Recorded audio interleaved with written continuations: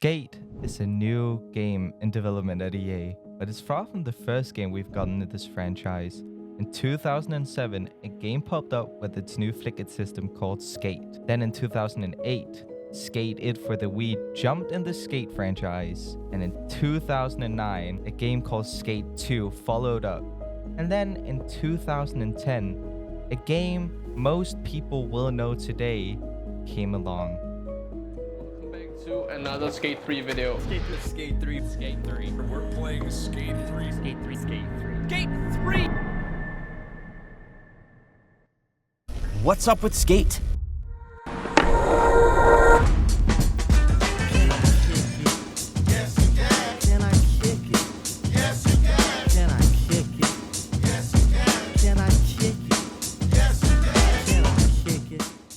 Following this pattern, getting a new Skate game since 2007, in 2011 we should have gotten the new game in the franchise, but we got nothing.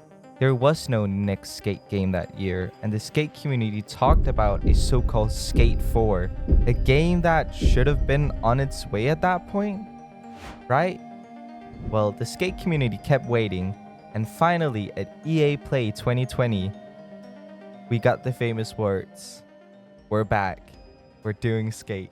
So today we're diving down into the Skate highlights in boardrooms, and I'll show you details, go over what we already know, and then discuss what is actually up with Skate. Because even on the Skate Discord server, there are theories that actually are right.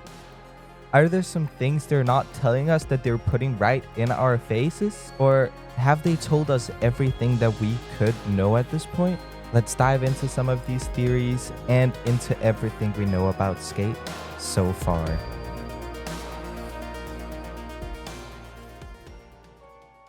So let's address what we already know about Skate. Skate has started all over with their motion capturing. They're adding new ways to do tricks. You can hold them for as long as you could possibly want, and you can also bail trying to do 1000 kickflips, and that's a variation we haven't seen before. Like in Skate 3, all you could do was do a quad kickflip, but this time you can do it with basically any trick.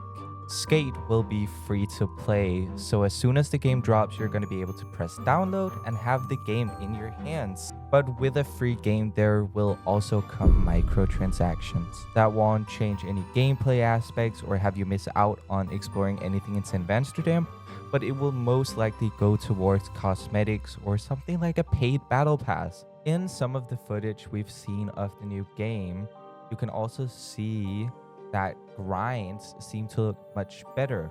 Like you lock in and it actually feels like your board locks in to a ledge while you're blunt sliding, and that adds a layer of realism. What are some theories that actually turned out to be true? In previous games, we have had dynamic clothing, but with the rise of Skater XL modding, we have seen that more people have started to say, hey, we need this dynamic clothing aspect. Even though you could kind of see it in Skate 3, it was so minimal that it barely mattered. So this time, Skate has actually done dynamic clothing amazing. In Skate's second trailer, called Still Working on It, you see gameplay with shaders and textures, and they actually have pants flowing around as the character moves, and a t-shirt flowing in the wind, having it pushed up against their body, but also moving due to their movement.